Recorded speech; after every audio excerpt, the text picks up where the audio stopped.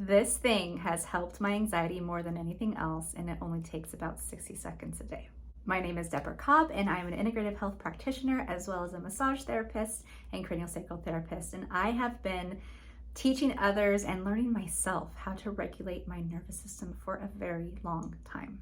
And there are a lot of things that you can do that can help you to regulate your nervous system.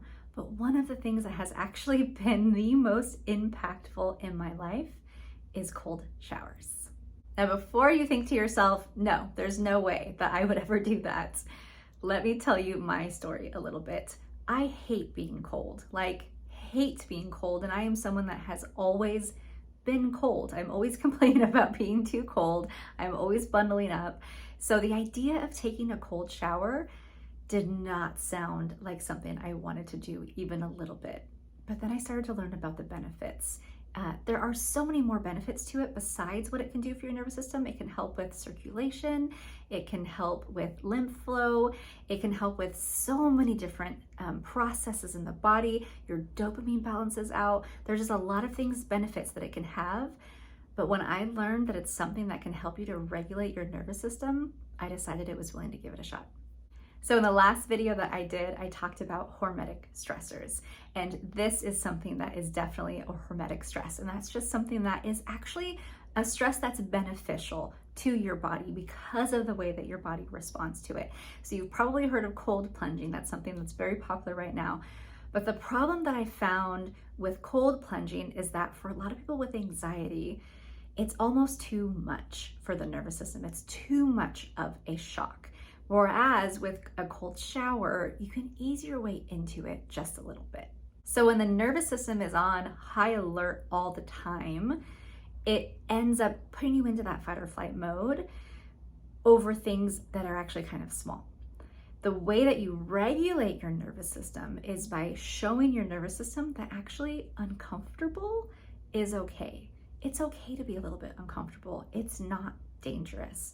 And oftentimes we have these major reactions, these major nervous system responses because it's actually tuned to thinking that uncomfortable is actually life-threatening, and it will feel like it is.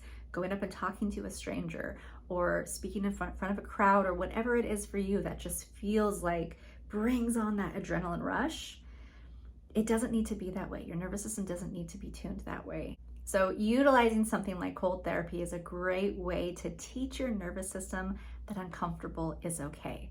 It's a safe way to do it. You're completely in control. You can choose the temperature and you can work your way up to colder and colder temperatures. And that's exactly how I got started. I would not have thought ever that I'd be someone that looked forward to a cold shower, and I actually look forward to it every single day. So let me first tell you what you don't want to do. You don't want to turn the water as cold as it can possibly go, get in it, and then tense up and just brace and force yourself to stay in it for as long as you can and then get out. You actually want to be able to relax through the process, because remember, you're trying to teach your nervous system that this is okay, that I can be comfortable even though I'm a little bit uncomfortable, even though I kind of don't like this right now, but I can relax into it.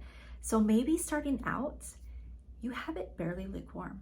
That's where I started. I just turned it to as cold as I could handle, that I could still relax, that I could still take deep breaths, that my body didn't tense up, but it was uncomfortable. And then you want to stay in it for as long as you can safely manage. So maybe at first it's 10 seconds. Maybe at first it's 3 seconds. Maybe it's super, super fast, and then slowly work your way up to longer and longer. Now I'm at the point to where I can get it all the way cold and I can stay in it. I try and do 8 to 10 really slow, deep breaths. So it probably works out to be about a minute, minute and a half that I'm in the cold water. And the other thing to keep in mind when you're starting out is you don't have to have it go over your whole head, over your whole body.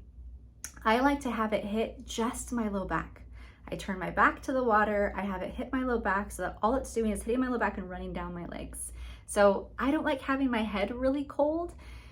I now will go basically from my neck down, but starting out, have it be something really simple.